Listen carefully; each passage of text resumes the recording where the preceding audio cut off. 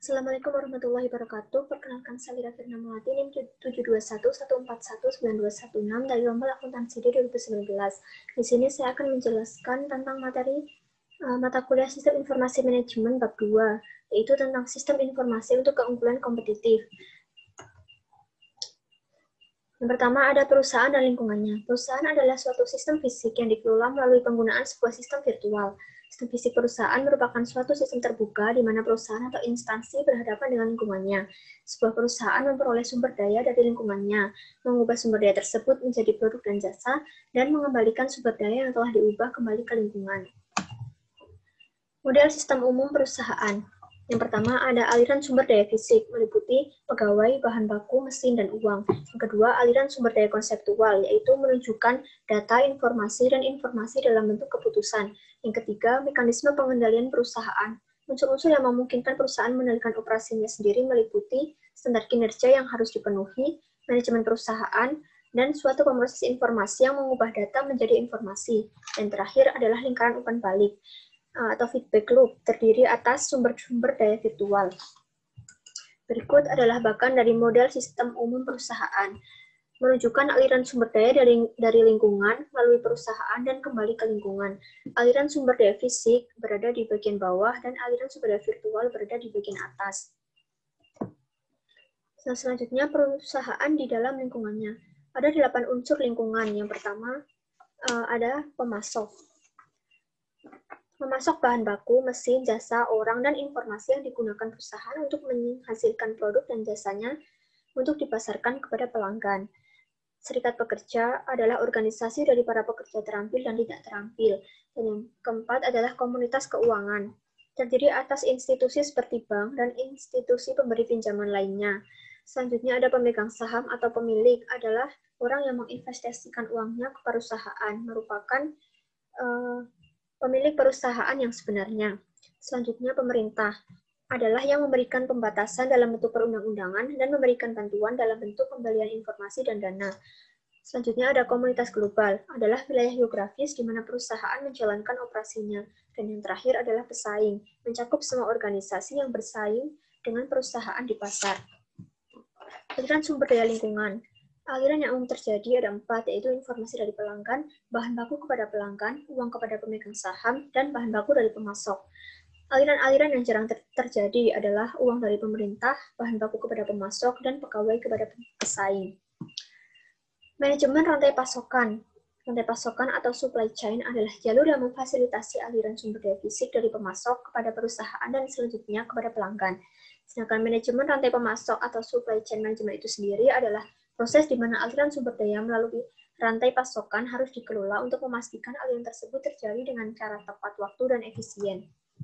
Ada 9 aktivitas manajemen rantai pasokan, yaitu meramalkan permintaan pelanggan, membuat jadwal produksi, menyiapkan jaringan transportasi, memesan persediaan pengganti dari para pemasok, menerima persediaan dari pemasok, mengelola persediaan barang mentah, bahan dalam proses, dan barang jadi. Melakukan produksi, melakukan transportasi sumber daya kepada pelanggan, dan melacak aliran sumber daya dari pemasok di dalam perusahaan dan kepada pelanggan. Selanjutnya ada keunggulan kompetitif. Seiring dengan perusahaan memenuhi kebutuhan produk dan jasa kepada para pelanggannya, perusahaan tersebut akan berusaha untuk mendapatkan keunggulan di atas para pesaingnya. Mereka dapat mencapai keunggulan ini dengan memberikan produk dan jasa pada harga yang lebih rendah, memberikan produk dan jasa dengan kualitas yang lebih tinggi, dan memenuhi kebutuhan-kebutuhan khusus dari segmen-segmen pasar tertentu. Selanjutnya ada rantai nilai Porter. Profesor Howard Michael E. Porter adalah orang yang paling sering dikaitkan dengan topik keunggulan kompetitif. Porter yakin bahwa sebuah perusahaan meraih keunggulan kompetitif dengan menciptakan suatu rantai nilai atau value chain yang terdiri atas aktivitas-aktivitas utama dan pendukung yang memberikan kontribusi kepada margin. Berikut adalah figur dari rantai nilai. Rantai nilai sendiri terdiri atas 2 jenis, yaitu aktivitas nilai utama berada di figur bagian bawah, mencakup logistik masuk, operasi, logistik keluar, pemasaran dan penjualan, serta pelayanan. Sedangkan aktivitas nilai pendukung ada di bagian atas, yaitu ini, infrastruktur perusahaan, manajemen SDM, pengembangan teknologi, dan pembelian. Perluasan ruang lingkup rantai nilai. Rantai nilai dapat diperluas dengan mengaitkan dengan partisipasi pihak lain seperti pemasok dan pelanggan yang disebut inter-organizational system. Perusahaan akan mengaitkan rantai nilainya dengan rantai nilai para anggota jalur distribusinya sehingga akan tercipta sistem nilai atau value system. Dimensi keunggulan kompetitif. Yang pertama adalah keunggulan strategis, merupakan keunggulan yang memiliki dampak fundamental dalam membentuk operasi perusahaan. Contohnya, basis data yang terstandarisasi dan dapat diakses melalui browser. Yang kedua, keunggulan taktis.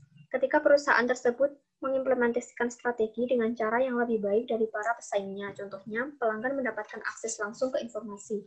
Dan yang ketiga adalah keunggulan operasional, merupakan keunggulan yang berhubungan dengan transaksi dan proses sehari-hari. Disinilah sistem informasi akan berinteraksi secara langsung dengan proses. Contohnya, situs web mengingat pelanggan dan preferensi mereka. Tantangan dari pesaing-pesaing global, perusahaan multinasional atau multinational corporation MNC adalah suatu perusahaan yang beroperasi lintas produk, pasar, negara, dan budaya. Kebutuhan akan informasi dan koordinasi berbasis komunikasi pada MNC adalah sangat vital akibat aktivitas usahanya bervariasi dan lintas geografis. Koordinasi adalah kunci untuk mencapai keunggulan kompetitif di pasar global. Tantangan dalam mengembangkan informasi global.